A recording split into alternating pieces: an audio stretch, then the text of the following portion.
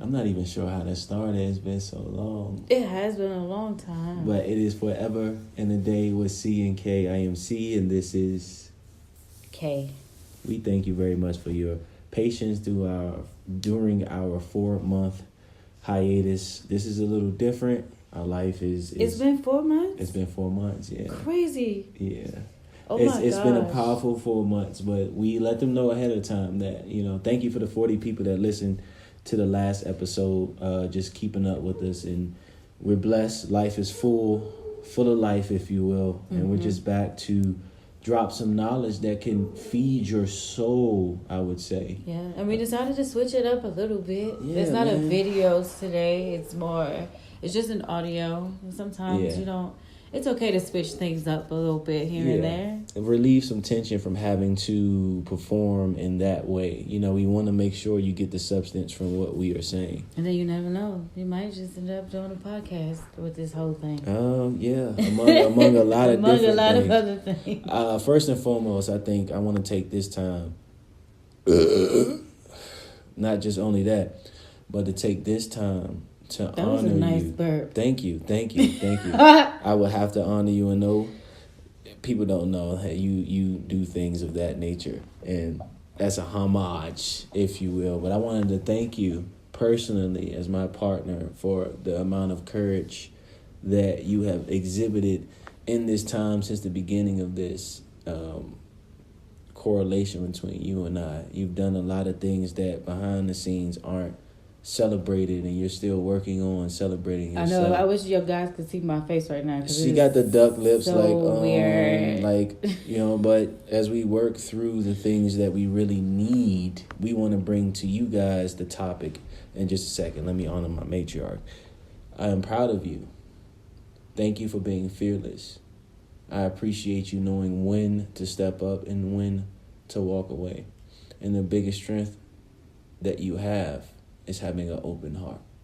Through that, I've been able to learn so much that anyone that I know, they probably couldn't tell me. Because it's more so about seeing the experience firsthand versus someone telling me third hand. And I appreciate you, although it may not be, trying not to be emotional, but although it may not be the results that life may give you, or it may not be what you may be used to, you are officially in control of your life, and you acknowledge that. And I honor you for that. You are a superheroine, a superhero, a gentleman, a matriarch, all of those things in which you have become because of your emotional intelligence. And I honor you for that. Keep going, keep striving. There is no such thing as being held back. It's what do you want to manifest today? I love you so much, baby. Oh, I love you too. Indeed. Oh, you're going to make me cry. Not on purpose, but the topic. Yes. Emotional. No, you go ahead and feel that. Why? Yeah, that's for you. Just for you. For some people, that's exactly who Charles is all the time. Don't tell them that. They don't know that. No, it's okay. They don't know that. It's okay. He's like that a lot. So he may come off and you see his face and he's really like stoic. Stoic is probably the best word for it. But he is definitely not as stoic when he is around people that reciprocate the love that he has to give to people. Essentially. That it's pretty cool to experience that. And it's essentially a compliment to my wife partner, and I appreciate the rebuttal of just acknowledging my inner and who I really am. What we are getting at in all of that is you need emotional intelligence in order to process many of what you just heard in the first 4 minutes and 20 seconds, okay? Take that as an intro. 20. My bad. Go ahead.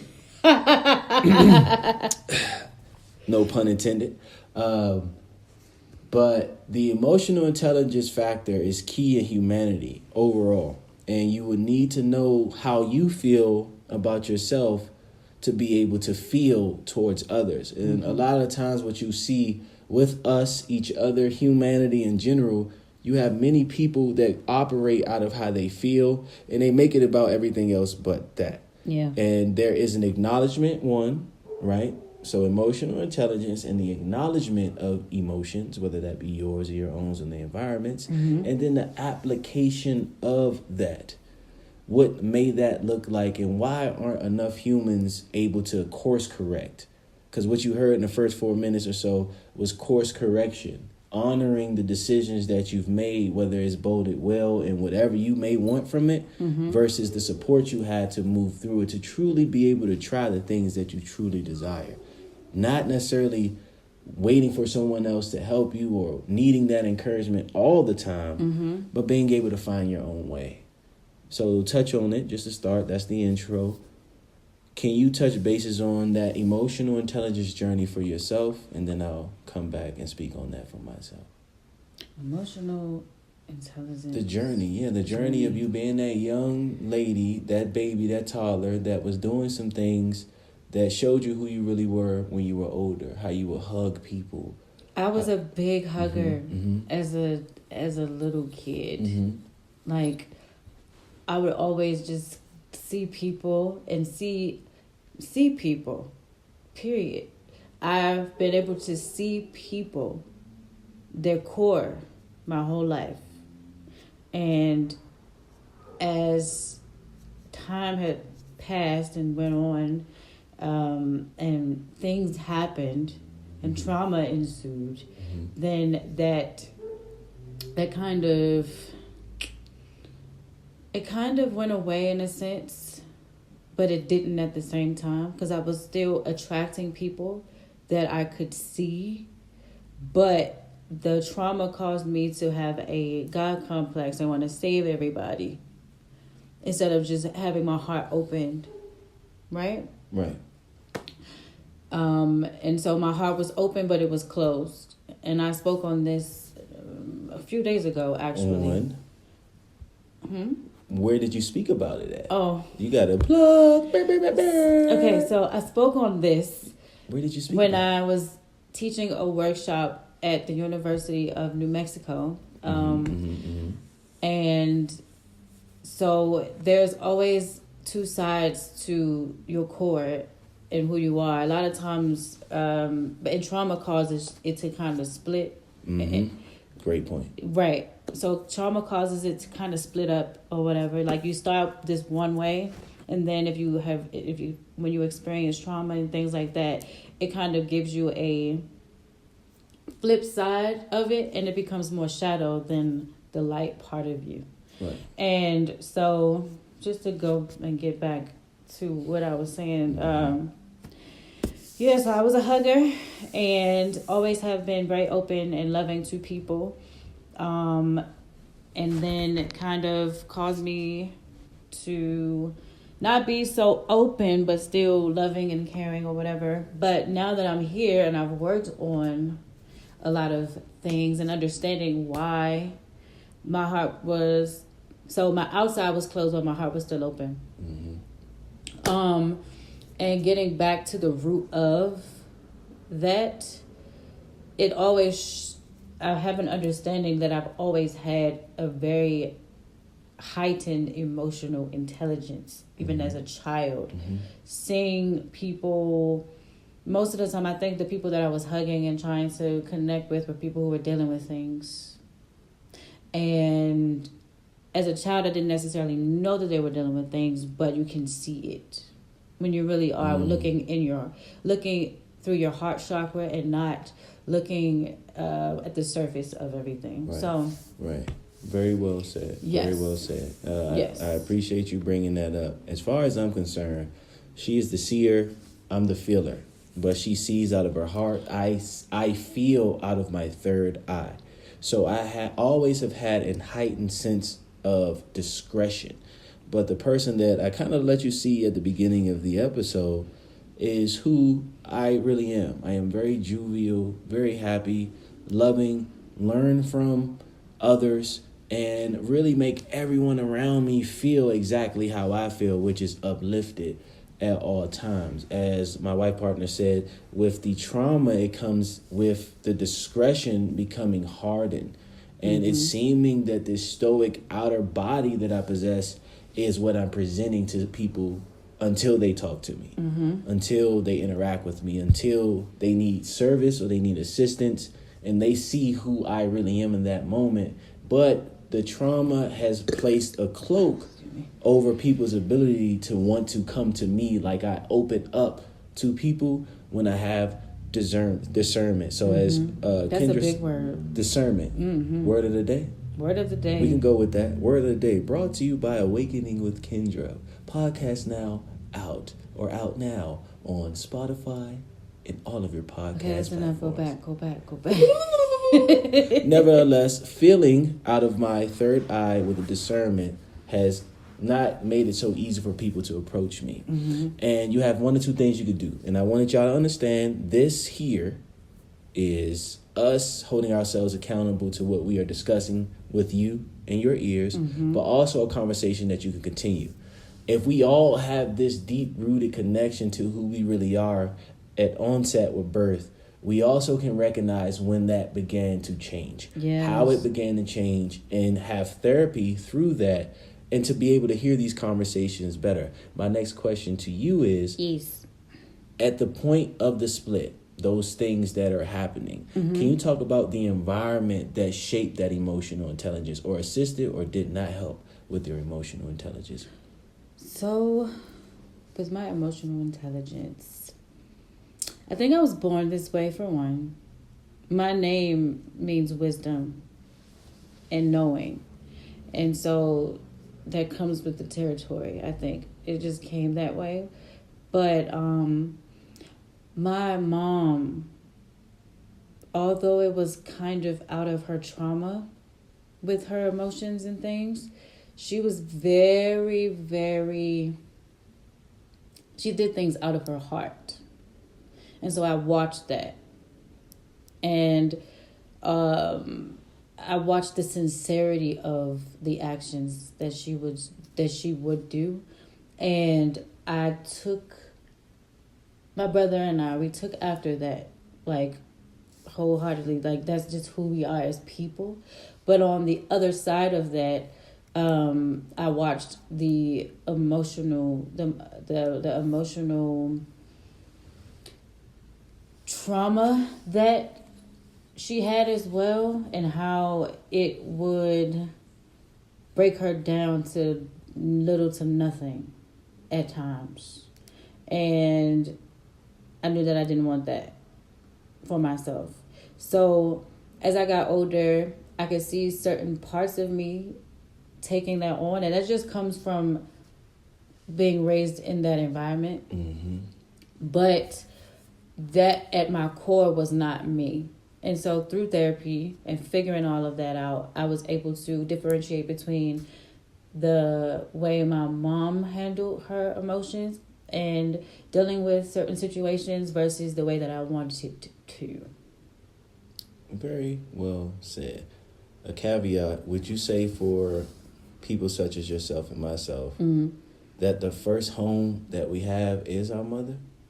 It is. Okay, that's perfect that you metaphysically even before you actually be before you're in like a home space, the womb is your home. That's your space, right? And you're incubated in that. Okay, very well said. So from my point of view, my first home and my mother was a serviceable woman, and how she may have not have always said nurturing things that I would later learn to be what people use in their affirmations of love through kind words. But the action of always doing what's needed to be done in a masculine way is where I learned home.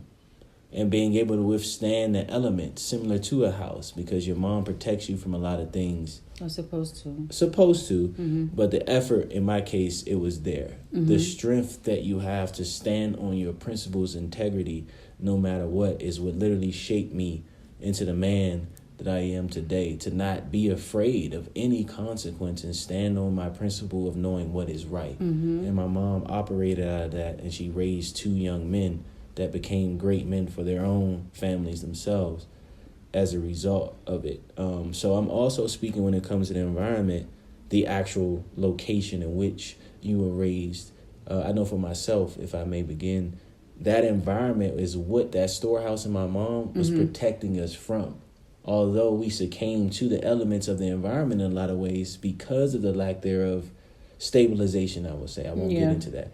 But that environment is what we all banded together in that household to not allow to defeat us, if that makes sense. See, that makes it definitely. Please carry on your point of view from your lifestyle. Help me understand.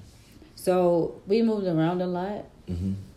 And I know that a lot of that had to do with my mom's emotional stuff and fear. Mm-hmm. And so that played a part in emotional instability for me because there was a lack of stability home space. Yeah.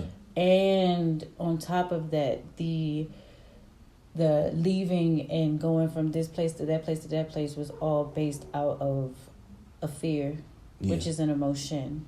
Yeah.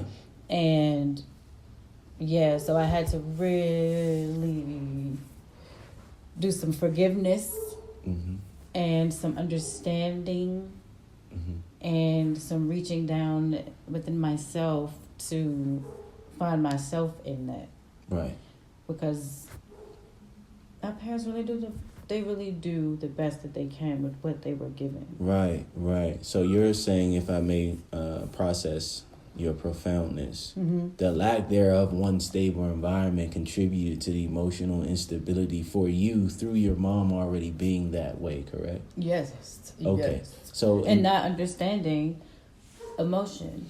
Right. Okay. In that way, I believe I'm extremely intelligent with how I feel, but it's in a very logical manner because my mom was able cut and dry. Cut and dry. You're not feeling beyond what you truly desire within yourself for that particular topic. Even like it's down to the molecule of how you see everything. Yes. As far as that stability. So on the outside, it may have looked real tough, but on the inside, I knew my mom was fragile, and that's literally what all of us are. But I embrace that about myself because I feel that.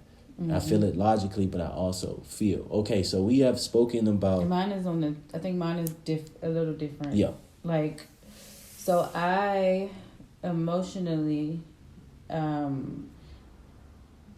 feel everything, and I can pinpoint certain things, but I don't understand emotion, and I'm working on that. Yeah.